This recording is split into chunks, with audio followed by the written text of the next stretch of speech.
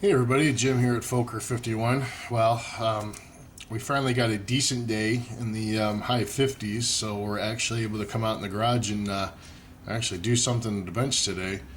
If you remember, before we went in hibernation, I was working on the Academy Warrior armored vehicle. I got a lot done as far as some, the parts on the outside.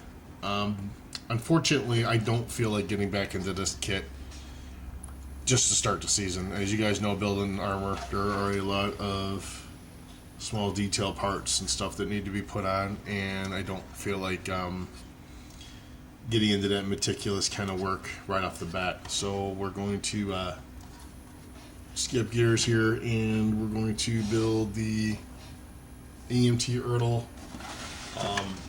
Trade Federation tank from episode 1.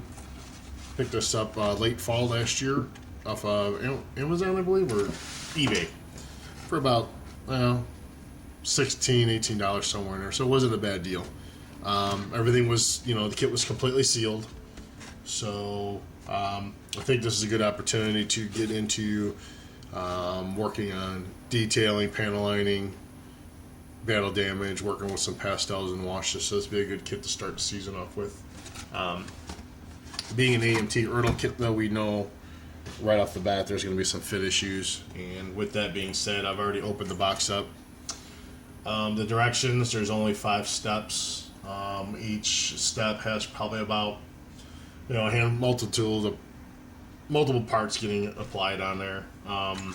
The base, it's molded in with Star Wars Trade Federation tanks, so this would be a good do the lettering in gold or silver, and then a gloss black base. And this might actually be good for a reverse wash.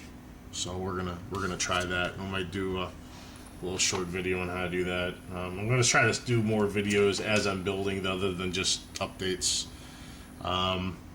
As usual, parts missing off. They fall off the runner, but these are the I believe the missile launchers for the nose of the tank.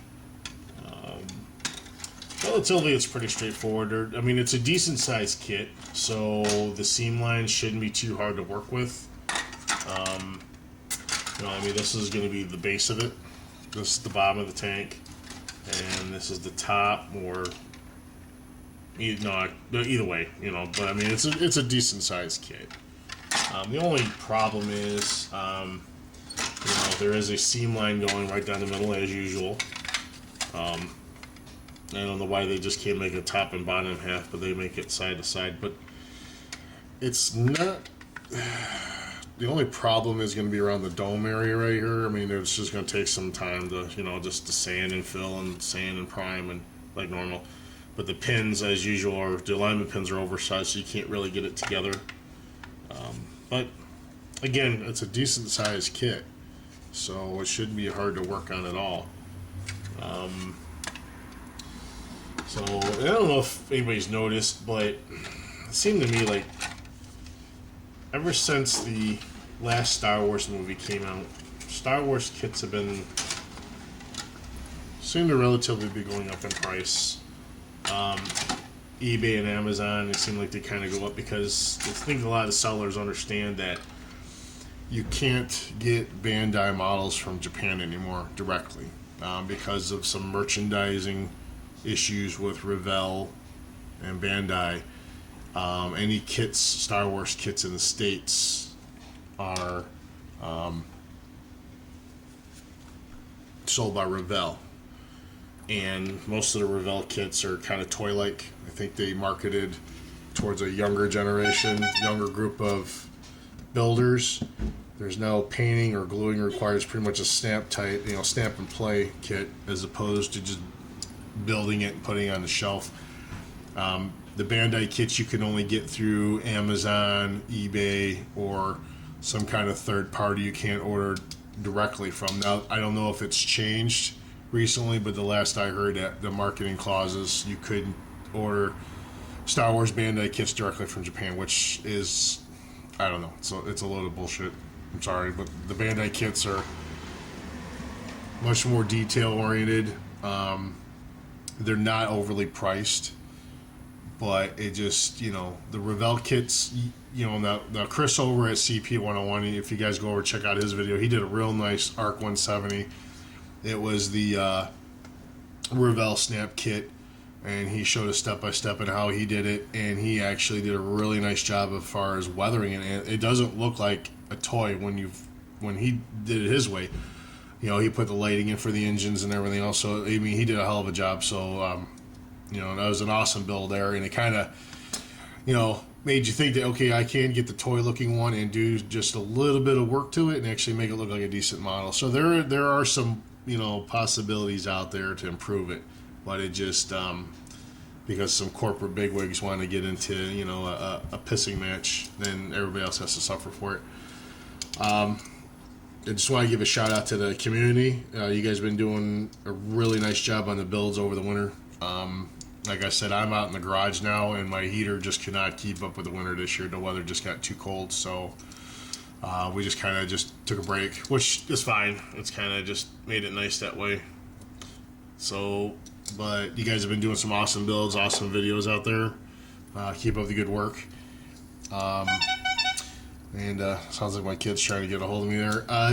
So yeah, we're gonna start building the Trade Federation tank as the weather permits. Today's a really decent day, so we're gonna kind of start doing some pre-assembly. We're definitely not ready for any kind of painting or priming. That's for sure. The weather's just not stable enough to get that going.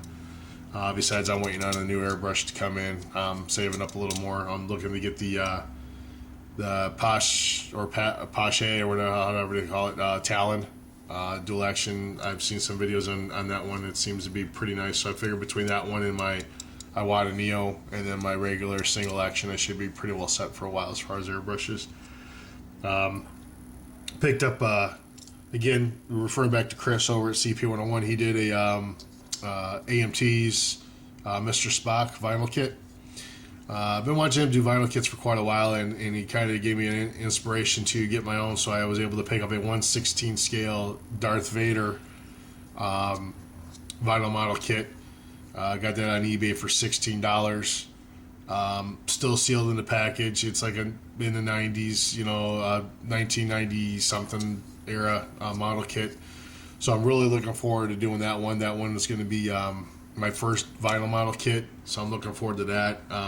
Watching him build his and how he details everything out and explains it, I think I'll be able to handle it. Like I showed you in my last video, I picked up that 1/12 scale Shelby GT Cobra Mustang. That's going to be one of my builds. Another one I got for Christmas was the 1/12 scale 69 Camaro Chip Fuse edition, so we'll be working on that hopefully sometime this year. One other kit I picked up. This one here, I didn't even know Mobius made this. I don't know if I can get this even in the screen here, but let me see if I can move the camera. Just bear with me on the wobbling and the glare. This is Mobius. It's a discontinued kit, but I was looking around for a Spider-Man kit. Like again, I was looking to try to get a vinyl model kit, and this is actually plastic. I found this on Amazon, and I don't really want to open it too much, but let's see if I can get the directions down here and show you guys. This thing here, it's skill level 3. And if you're into any kind of figure modeling, this might be up your alley as far as what you can do. Now, I found this. They sell them individually, but I was able to find this one where they come together as a pair. And again, I didn't know Mobius made this one. I know they made some other stuff here, but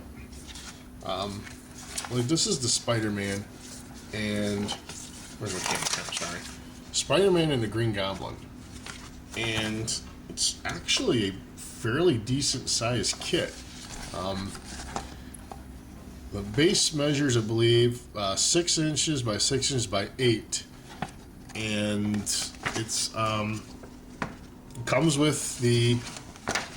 You have to build, you know, just basically you put all together, but it comes with the top of like a building, like the architectural top of the building, and you can actually put him, you know, sitting up there, and it's got a really good possibility for weathering and detailing on him, and the Green Goblin also.